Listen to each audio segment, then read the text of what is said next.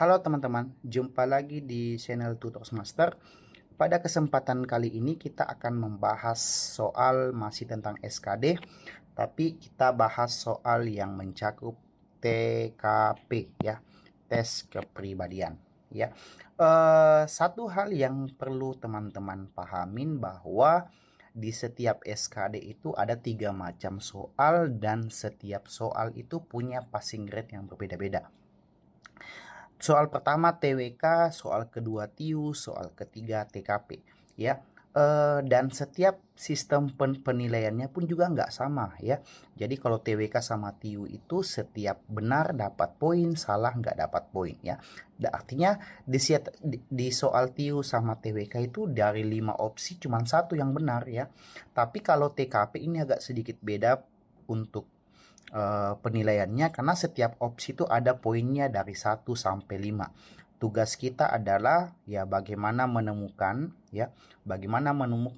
jawaban dengan opsi nilai paling tinggi ya. Oke, sebelum saya mulai, saya harap teman-teman bisa subscribe dulu channel Tutors Master untuk senantiasa mensupport kami dalam membuat atau berbagi konten-konten terkait dengan persiapan SKD. Sekadar informasi, per hari ini saya membaca berita bahwa CPNS akan dibuka di bulan September. Artinya saat video ini dibuat di bulan Juni 2023, itu masih ada sekitar 2-3 bulan persiapan teman-teman untuk mempersiapkan diri sebelum CPNS itu dibuka ya. Semoga tahun ini rezeki teman-teman sekalian. Oke, kita mulai ke nomor 1 ya. Soalnya seperti ini. Anda ya adalah seorang pegawai teladan ya yang dikagumi oleh atasan Anda yang sekaligus sebagai pemilik perusahaan. Suatu hari atasan Anda menyampaikan niatnya ya secara pribadi. Jadi ini kalau urusan pribadi itu sedikit agak beda ketika kita gabungkan dengan persoalan profesionalisme teman-teman ya. Untuk menikahkan ya Anda dengan anak tunggalnya dengan harapan ya Anda bisa memimpin perusahaan ya suatu saat nanti. Kenyataannya, di sini Anda sudah punya tunangan yang cerdas dan setia dan atasan Anda tidak mengetahui hal tersebut. Maka yang mesti Anda lakukan adalah A. Menolak tawaran atasan Anda dan memberitahu tentang tunangan Anda, menerima tawaran atasan Anda dan segera memutuskan pertunangan karena kesempatan seperti ini tidak datang 2 kali. Meminta kepada atasan Anda untuk mengenalkan Anda kepada anaknya terlebih dahulu dan berusaha mengetahui kepribadian sebelum mengambil keputusan. Mengatakan kepada atasan Anda ya bahwa Anda perlu waktu untuk berpikir, kemudian mendiskusikan dengan kerabat Anda, dan opsi terakhir menjelaskan kepada atasan Anda tentang pertunangan Anda dan memintanya mengambil keputusan untuk Anda. Oke. Satu tips dari saya untuk menjawab soal seperti ini ya, karena poinnya 1-5, kita jangan sampai dapat poin 1 teman-teman. Karena poin 1 sebenarnya itu bermakna salah sebenarnya ya. Sebab kita nggak akan bisa dapat passing grade ketika banyak angka pada nilai 1 di setiap nomor yang kita dapatkan ya. Di sini menurut saya soal ini terkait dengan integritas diri ya. Bagaimana kita konsisten dengan apa yang kita sudah jalani, apa yang menjadi keputusan kita ya. Maka yang saya mungkin anggap sudah salah di sini adalah opsi B ya. Kita nggak akan ambil opsi B ini ya, sudah salah karena tiba-tiba langsung memutuskan pertunangan dan menerima kesempatan. Ini nampak bahwa kita nggak punya integritas ya. Lalu meminta kepada atasan Anda untuk mengenalkan ya, terlebih dahulu berusaha mengetahui kepribadiannya. Sebenarnya makna opsi C ini juga sama dengan opsi B ya, tapi C ini tidak langsung ya, dia tetap mau tapi dia nggak secara langsung menerima ya, tapi ini juga tidak termasuk ya. Jadi opsi C juga kita sudah eliminasi ya, jadi sisa opsi E, D, dan A. Opsi A menolak tawaran atasan Anda. Bisa juga mengatakan kepada atasan Anda bahwa Anda perlu waktu. Opsi C sama D juga sama juga sebenarnya ya. Karena Anda juga tergiur dengan tawaran itu. Lalu opsi E menjelaskan kepada atasan Anda tentang pertunangan Anda dan memintanya mengambil keputusan. Oke, kita langsung jawab aja. Kalau menurut saya poin 5 di sini ya, poin 5 di sini adalah ya kita tetap berintegritas dan punya prinsip, jangan kita mau mengambil keputusan hanya karena dapat jabatan tertentu. Jadi di sini jawabannya untuk poin 5 adalah A ya. Di sini poin 5-nya teman-teman. Ya, untuk poin 4, 3, 2, 1 coba tulis di kolom komentar. Saya tunggu jawaban teman-teman ya. Tapi kalau memang ada jawaban yang berbeda dengan saya, boleh juga tulis di kolom komentar. Oke, kita lanjut ke soal nomor 2. Lanjut lagi ke nomor 2 ya. Soalnya seperti ini. Pada akhir tahun anggaran, Anda melihat beberapa pengerjaan perbaikan fasilitas infrastruktur di kantor tempat Anda bekerja. Salah satunya adalah pergantian lift konvensional ya menjadi lift ramah penyandang disabilitas ya. Di sini seperti tombol horizontal yang juga dilengkapi fitur braille. Padahal menurut pengamatan Anda, jadi menurut kita ini dalam kantor ya, itu tidak ada pegawai penyandang disabilitas di tempat Anda bekerja. Pengerjaan lift tersebut secara tidak langsung, jadi ceritanya di lift ini, di kantor ini ada 2 lift, tapi satunya dikerjain untuk penyandang disabilitas ya. Di tempat Anda secara tidak langsung menghambat pekerjaan karena lift yang tersedia hanya 1, sementara lift yang lain sedang dalam perbaikan. Maka sikap saya adalah menegur bagian umum karena telah melakukan pemborosan anggaran untuk hal yang tidak diperlukan ya. Jadi ini opsi pertama. Opsi kedua, menegur pimpinan ya karena telah melakukan pemborosan anggaran untuk hal yang tidak diperlukan. Ini tipe dikit ya. Ini diperlukan ya. C, biasa saja karena hal ini wajar untuk penyerapan anggaran akhir tahun. Biasa saja namun dalam hati kesal karena nunggu lift yang tersedia dengan sangat lama. Dan E adalah biasa saja karena berasumsi agar kantor Anda biasa melayani klien penyandang disabilitas. Oke. Seperti pada soal sebelumnya, kita eliminasi yang sudah pasti salah ya, sudah pasti salah.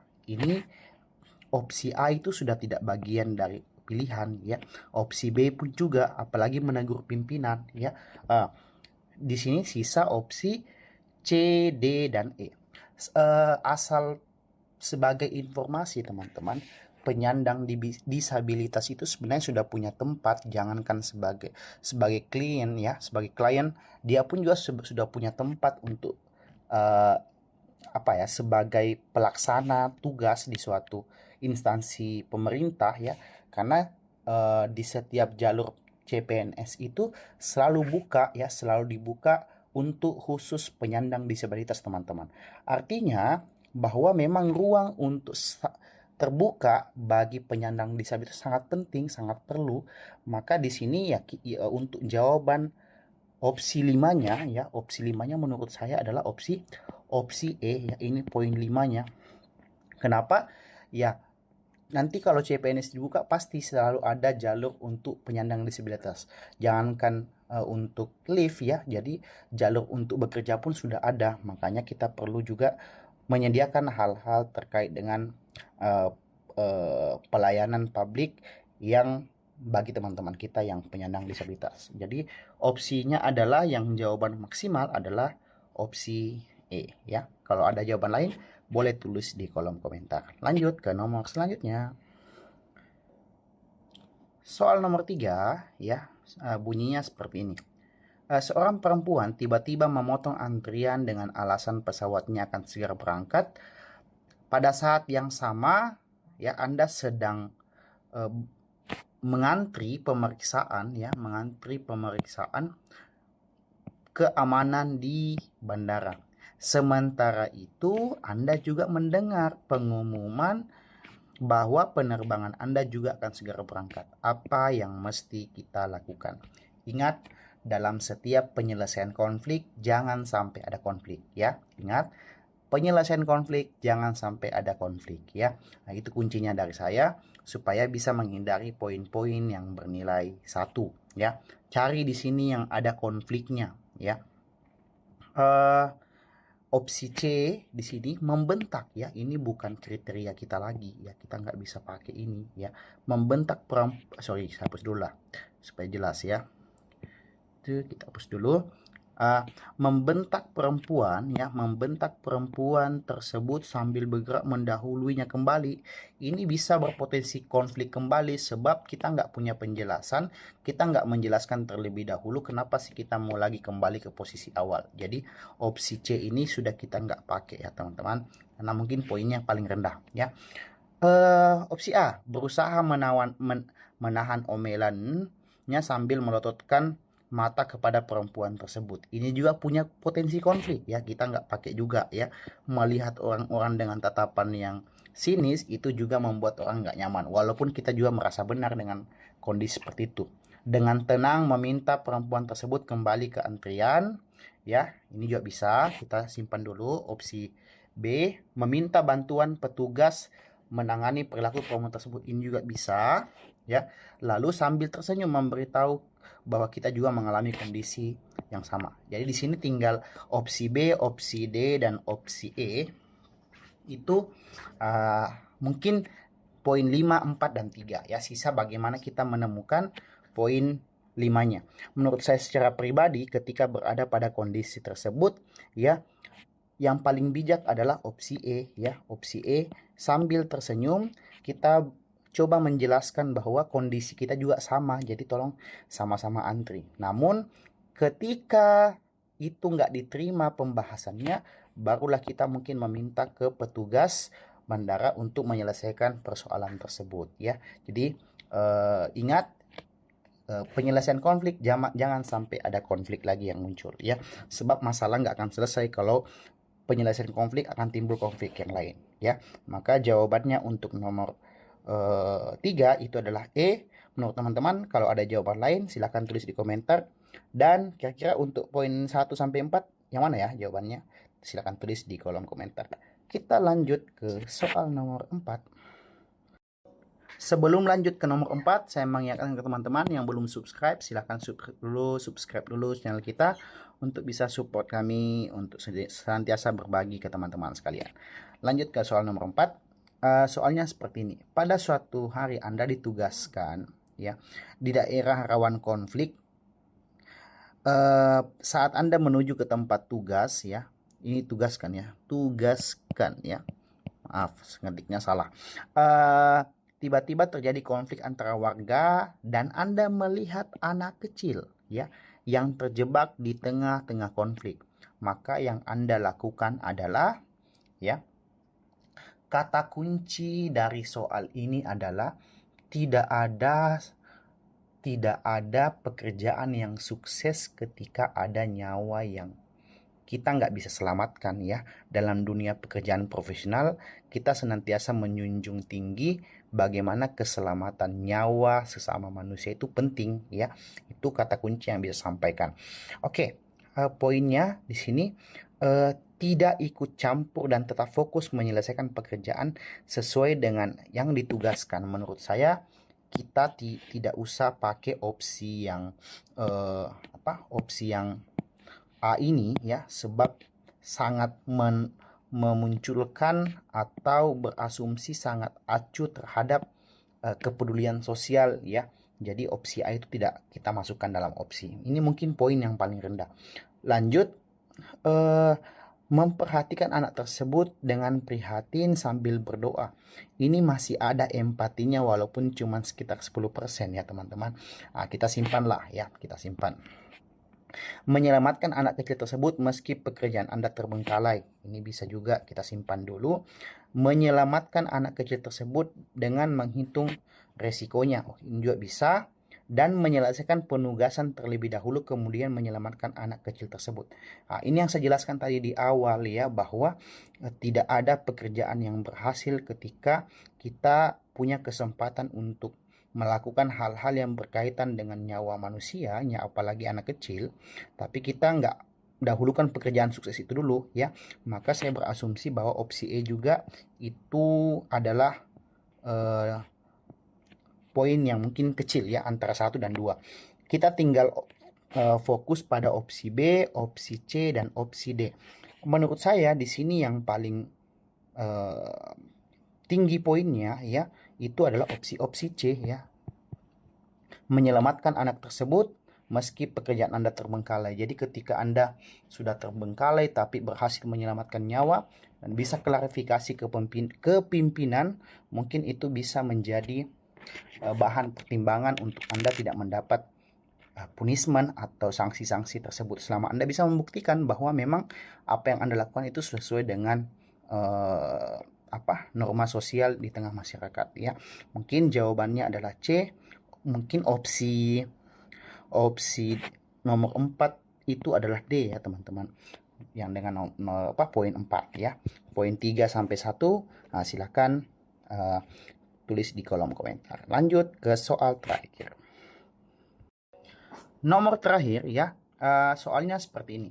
Hendy menemukan salah satu karyawan mengambil persediaan gula di ruang bersama pegawai yang lain ya. Sebagai kepala satpam ya, kamu nih kepala satpam ceritanya, ia harus melaporkan kejadian ini kepada pemilik kios, tapi resiko karyawan tersebut dapat dipecat. Apa yang sebaiknya Hendy lakukan? Jadi Hendy ini kepala satpam nih. Opsinya adalah menelaah aturan tertulis mengenai tata perilaku penggunaan fasilitas kantor sebagai dasar ia mengambil keputusan. Ini kita simpan dulu, bisa menjadi opsi ya. Membiarkan karena hanya kesalahan kecil dan tidak berdampak serius. Nah, ini kita langsung eliminasi. Nampak sekali bahwa kita mengacu atau tidak peduli dengan sistem yang ada dalam pekerjaan ya. Mungkin kita berasumsi bahwa ini kesalahan kecil, tapi kecil yang berulang-ulang kali itu bisa berpotensi masalah besar ya. Jadi kita nggak masukkan list opsi B. Meminta petugas satpam lain untuk mengamati perilaku dan memastikan perilakunya. Ini juga benar ya, apakah memang itu cuma kebetulan atau memang dilakukan secara berulang kali. Melaporkan kejadian pada bagian personalia untuk tindak lanjut sambil memantau perilaku karyawan tersebut. Bisa juga, dan meminta klarifikasi bisa juga ya. Di sini ya, menurut saya poin paling tinggi itu sebelum kita melapor ya, kita paham dulu aturan yang ada. Jadi menurut saya poin yang paling tinggi di sini adalah poin A teman-teman ya. Tapi kalau teman-teman punya alasan lain boleh. Jadi setelah kita menelaah aturan tertulis terkait penggunaan fasilitas, yang mana tahu memang regulasinya boleh dibawa pulang kalau memang lagi terdesak atau apa, silakan melapor ke sini dan ke situ. Setelah memang kita menelaah dan memang tidak diperbolehkan, barulah kita bisa mengambil langkah-langkah konkret atau langkah-langkah untuk mengatasi masalah tersebut ya. Jadi kita paham dulu rules atau aturan yang ada sebelum mengambil keputusan apakah ini memang dibolehkan atau tidak dibolehkan. Oke, mungkin sekian pembahasan kita pada video kali ini. Semoga ada manfaat. Ingat, berita terkini September CPNS dibuka. Persiapkan diri sejak dini. Jangan lupa subscribe channel kita untuk senantiasa support kami dalam berbagi apa yang kami bisa bagi ya. Mungkin sekian teman-teman, semoga bermanfaat. Terima kasih.